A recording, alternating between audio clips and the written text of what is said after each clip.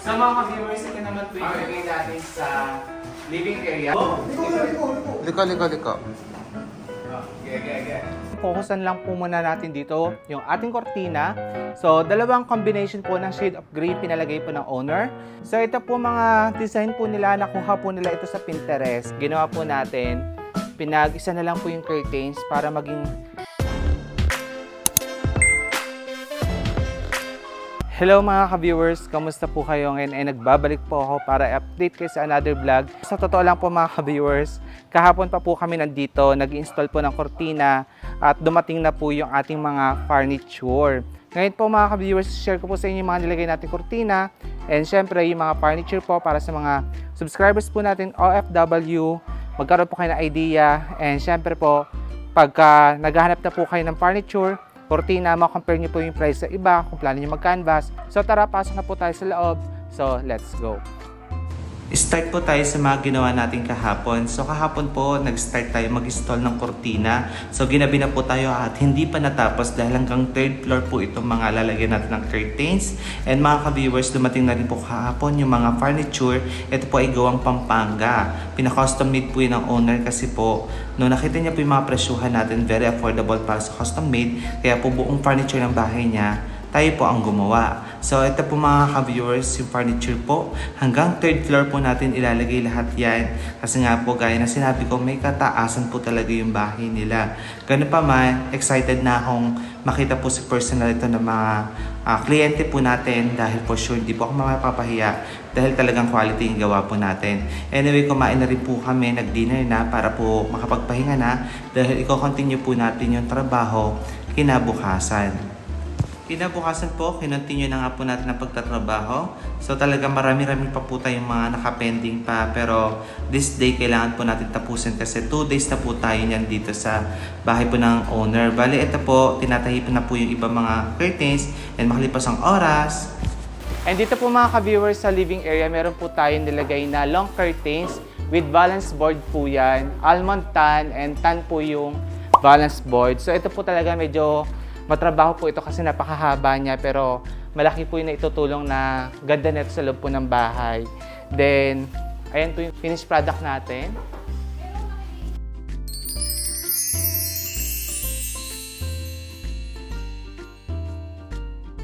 Dito naman po sa main door, meron tayo din nilagyan na kortina. Same color po sa living area. Di ba? Napaka-elegante. Ang ganda po nangyari, no? Dito naman po mga ka-viewers, nag-provide tayo ng dining chair kasi po yung owner ay may nabili pong magandang dining table sa Silang Cavite. Live edge po na Acacia na 8-seaters, ito po yun. Pero pakita ko po sa inyo yung mga dining chair po na provide natin sa kanila. So meron po ditong cream and meron din pong Padre de Pamilya and yung Reyna po ng Pamilya, ayon. Dalawang ganito po yung binigay natin and ganito po mga chair. Tapos sa likod po nito, tufted yung design. Ayan po yung details niya. Ayan. Kasama po natin si Sir Danny, magbablog pa din tayo, no? Bale, ito po naglagay tayo dito ng kortina po, going naman po sa lanay. Almond tan po yung nilagay natin, same po sa living area. And ito naman po, blinds po natin, ang kulay po nito is beige.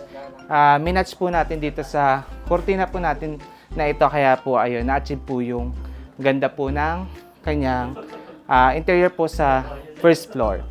Shout out po kay Sir Danny. Thank you po sa pag-assist po sa amin, sir. Thank you. Dito naman po tayo sa bedroom number 1. Bali po mga ka-viewers, ayan, naglagay tayo ng blinds dito since malit lang po ang window. And meron din po tayo nilagay dito na bed frame. Bali, ito po ay good for 1 person. Then, meron naman po itong pull out. Yung owner po, bibili pa po ng mattress para po dito, para pag may bisita. So, may gulong po yan, kaya madali lang po mag-glide. Yung mattress po, sila na din po bibili. Again, ito po yung bedroom number 1. Dito naman po tayo sa second floor po. Bali, dito po located po yung mga bedrooms, si master's bedroom at meron po ditong 2 bedroom pa. So, dito po tayo mag-start. Dito na lang. Ayan. Bali, ito po si bedroom number 2. So, still, tayo po naglagay ng blinds niyan. Ito pong bed frame ng owner, kung napansin niyo po yung pinagawa niya sa Hi-Pass, wala pa pong mattress kasi sabi po ng owner sila na lang daw po ang bibili kasi gusto daw po nila parang may nahanap silang something special po na mattress, ganon. Ayan. Then, syempre mga ka-viewers, yung naging design po nito ay si client din po ang namili, tufted po yan na buttons. Ayun. Then, color, ano din po ito? Beige. Tinerno po sa mga cortina po na nilagay natin na which is yung almond tan. Sa bedroom number 3 po, same vibe lang din po sila ni bedroom number 2. Ayan. So, talaga nakakling wrap pa po yung headboard. Pakita ko na lang po ha. And mga ka-viewers, nandito naman po tayo sa master's bedroom. Still second floor po yan. Bale, ito po, meron po ditong huge na sliding door. Then, naglagay din po tayo dito ng malaki po na curtains. Then, dito naman po, ang original plan po dito is dalawa po yung windows na meron kasi dito eh. Ginawa po natin, pinag-isa na lang po yung curtains para maging background po ng kanilang bed frame. So, tingnan nyo naman po which is mas maganda naman po yung lumabas. At thank you sa ating team kasi naisip po nilang gating gawin which is mas maganda po yung kinalabasan. And para po sa bed frame na nilagay po natin, kung napansin nyo po, isa lang po yung naging design kasi gusto po namin ng client is talagang terno-terno lang po at hindi po masyadong ma-design kasi alam po natin pag talagang minimalist lang or less lang po yung pagkakadesign, mas elegante pong tingnan. Kaya ayan po. And dito po meron na ring mattress. Bali ito po ay pinabili na po sa atin ng owner para po ayun, komportable siya. Then dito naman po ay may pull out po sa gilid yung bed frame po na ito para additional storage. So, 4 po na pull-out drawer po meron itong bed po na ito. So, dito po gaya po ng sinabi ko sa inyo, may naihiwalay na isa. Plano po talaga tig-isa pong ganito yung window doon. Pero, since okay lang po pagsamahin yun doon, as one, ito po yung himiwalay na isa. Ayan. Then, dito po mga kabir, since maliliit, blinds po. Then, ito po ay kasama po sa in-offer po natin kay client at sabi ko maganda terno po sa curtains yung ilalagay sa loob po ng bahay or sa master's bedroom. Then ito po yung master's bathroom. Dito po meron din tayong blinds kasi meron po ditong malaking window. Ayan. So ito po yung tsura ng bathroom nila. Team black and team marble. Team gray, ganun po. No? Ganda po ng kanilang faucet. Ang cute. Ayan.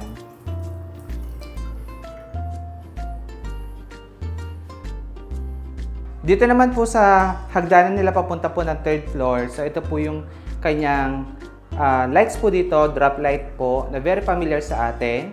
Then ito po mga ka-viewers, ang original plan po dito is dalawa pong kurtina. Kaya lang po nung nag-occular kami, wala pa po kasi yung tempered glass po na railings dito. So nag-decide po kami para hindi na po bulky, sheer po yung ilagay. Which is okay naman po, at least ay pumapasok pa rin po liwanag sa loob po ng bahay ng client natin. Ayan. Then dito po, meron din po ditong blinds na gray. Di ba napakaganda? So ang gamit po natin, brand po ng blinds is Losa po. So branded po yan, maganda po quality niyan. Ito naman po, iba yung pagka-shade po ng color niya. Ito po ay sand and dark gray. Ayan. Tapos may kasama pa rin po linen, tassel, and curtain holder. So paano po ba nakukuha yung presyo ng mga ito? So ang ginagawa po is nagkakaroon po tayo ng ocular. Then once po na sukatan na, i-compute po natin yon kung magkano po yung magiging presyo ng isang window. So tama po kayo narinig. Per window po ang presyo po ng ating mga ini-install po na kortina. And again, high quality po yung materials na gamit natin. Ito po yung mga ginagamit sa 5-star hotel. So, original from Korea po yung mga fabric na yan. Para naman po sa mga furniture, ito naman po ay gawa ni Hi-Pass. So, alam ko na prank kayo. Akala nyo po nagpa-furniture na tayo. Hindi po.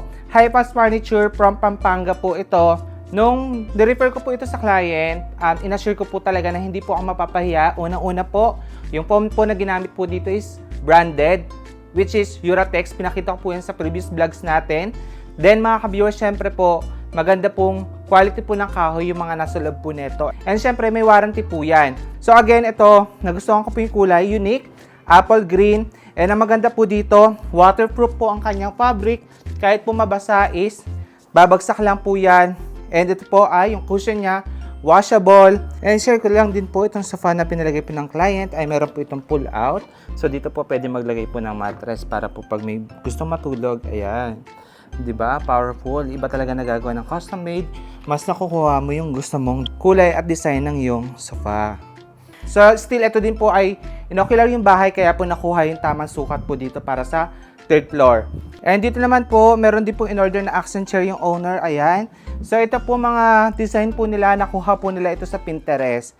Then, tinerno po sa apple green. Parang dahil nga po accent, mas darker po yung color na napili po ng client. So dito may sliding door.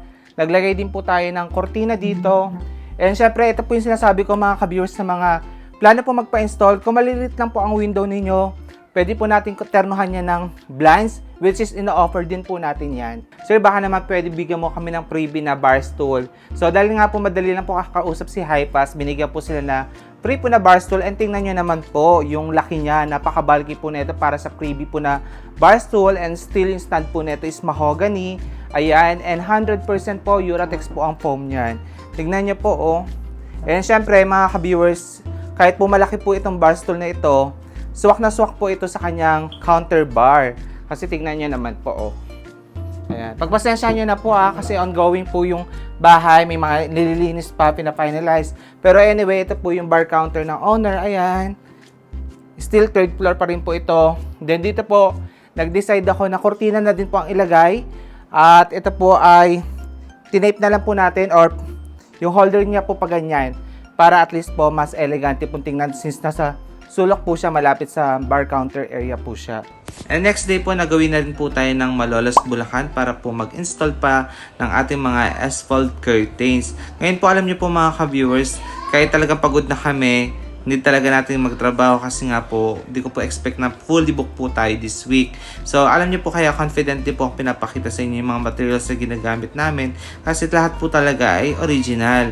Ito po yung real track focusan natin, no? Pag linagyo po yung pinaka cortina, sumusunod po yan kasi may tali po. Kaya, ayun. Same procedure pa rin naman po tayo mga ka-viewers. Bali, tatahiin po yung cortina.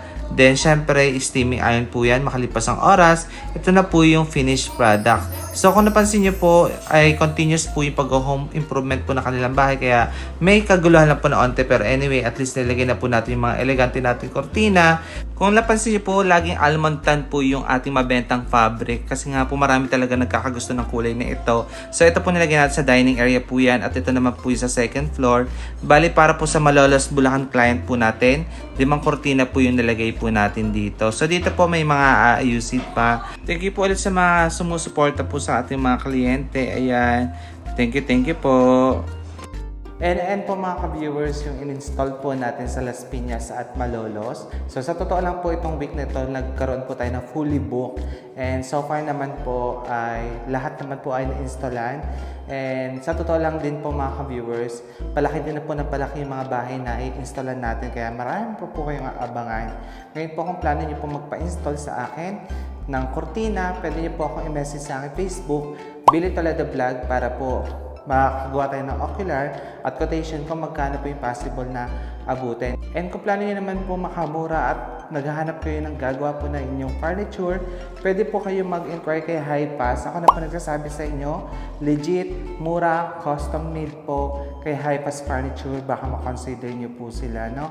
Ngayon po talagang nakalive tayo sa Malaysia. Nagtutur po ako, kaya abangan nyo po yung magiging travel vlog po natin. Again, maraming salamat po sa panonood. Ingat po kayo and God bless. Bye-bye!